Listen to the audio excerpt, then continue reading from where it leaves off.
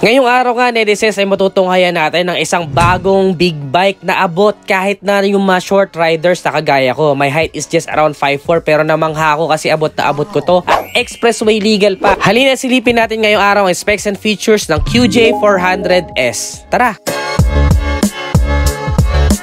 Ayan, netizens, minsan lang tayo makita ng big bike na abot-abot natin. 700mm yung seat height niya. Ayan, no? My height is just 5'4", pero kita nyo naman yung tindig, oh. Hindi pa ako tiptoe. Pwede pang mag-flat-footed. Ayan. Tapos yung positioning niya, kapag umupo ka, naandito yung pinaka-paa mo. So, super relaxed. At saka, hindi masyado malapit ito sa ground. So, ground clearance niya, netizens, 160mm. Mataas. Mababa yung seat height niya, pero mataas yung ground clearance niya. Above average, kasi nasa around 135 lang yung average na ground clearance. Kaya wala kang masyadong intindihin na baka sumayad kapag ka nagko-cornering or banking ka. At saka may room pa ng konti para sa pillion ride kung gusto mo mag-angkas. Konti lang. Pero pwede naman tayo pa-modify kung gusto mo ng mas mahaba na seat. Kung makikita nyo na rin sa paganda ng kulay nito, ito yung army green. Bali meron pa silang pongkan tsaka yung black. Yung style niya, pataas na dito kasi yung fuel tank niya mas mataas. So ito ay 13.5 liters na fuel tank capacity. So napakalaki na ng capacity ng fuel tank niya bago ako magpagas ulit. And of course, syempre meron din yung tapakan for the pillion ride. Very minimalist lang dito. Matte itong ating nire-review ngayon. Nakalagay lang dito QJ Motor, always forward. Super classic lang ng looks dito sa side profile niya. Tapos dito mo rin makikita, of course, yung kanyang suspension. So, naka-dual suspension po tayo para sa rear. Telescopic coil spring with oil dump. Tapos, naka-inverted telescopic fork naman tayo sa unahan. May reflectors din tayo dito. And body color yung pinaka-fender na may konting parang patilya dito na black. Naka 280mm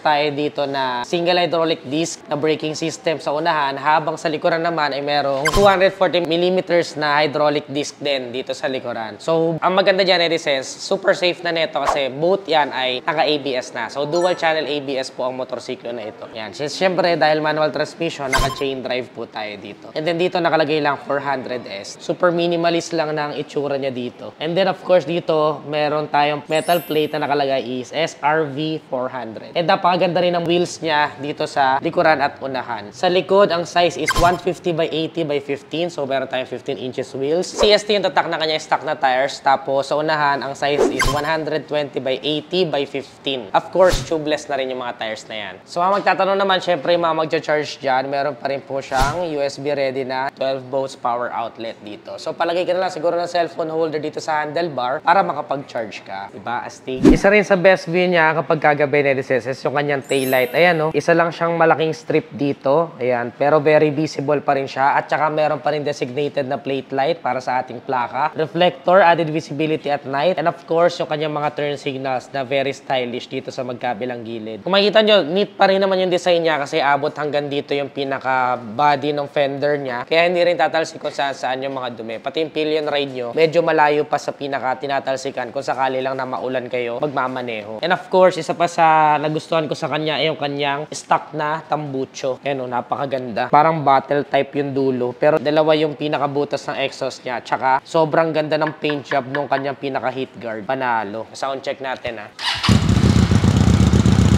Mumbai natin.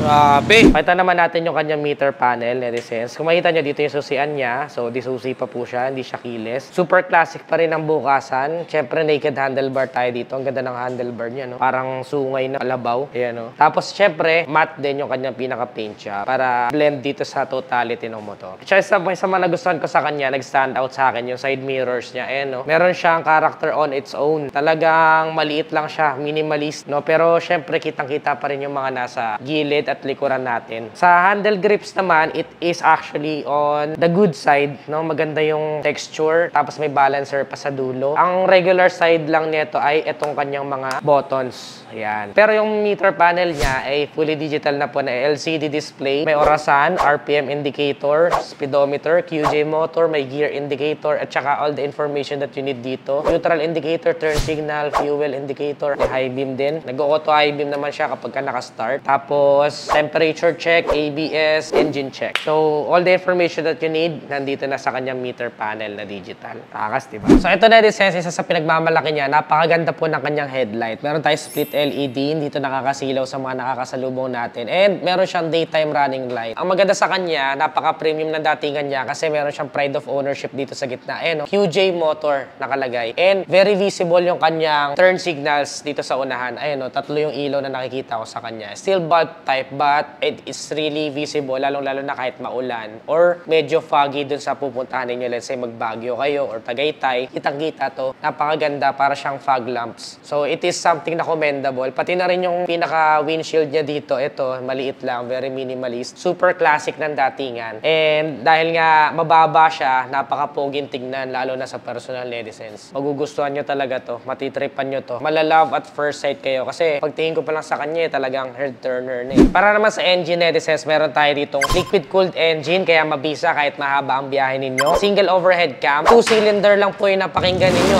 pero napakaganda na ng tunog kasi V-twin po siya. Kaya ganun kaganda yung tunog ng kanyang rev. 8 valves po ito, 400cc, kaya wala na kayong problema na baka hindi expressway legal dahil pasok na pasok po ito sa expressway. 6-speed manual transmission, of course, with a bore and stroke of 61mm by 68mm na naka-multiple wet clutch. Para naman sa maximum power, we can expect na kayang-kaya netong mag-produce ng 28 kilowatts at 8,500 RPM habang maximum torque naman na 35 Newton meters at 5,000 RPM. Of course, 400cc po ito in classic category, kaya kung mapapansin ninyo, may kabaitan din yung ibibigay niya na power output dahil ang motorsiklo na ito ay binibili natin para sa riding experience. More on touring, mababagal na takbuhan, and kung kailangan mo na magmabilis or medyo paahon, ay kayang-kaya niya. And of course, EFI na rin po ang motorsiklo na to. So, mamamaximize natin yung optimal fuel efficiency nito. Para naman sa weight, napakagaan lang niya dahil 164 kilograms lang po yung kanyang weight. So, even for beginners or first time na magkakaroon ng big bike, ay may recommend ko po ang motorsiklo na ito. Ang wheelbase naman niya is 1,400mm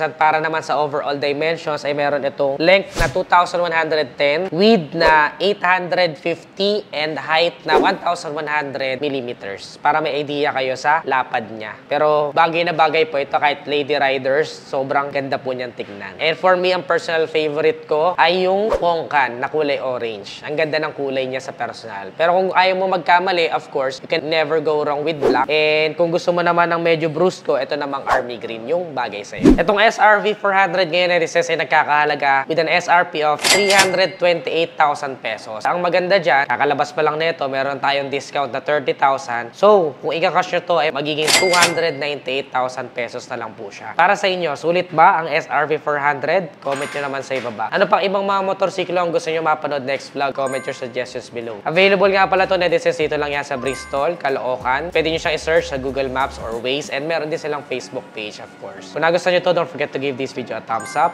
subscribe. Again, this is Adriano. Always keep it cool and ride safe always.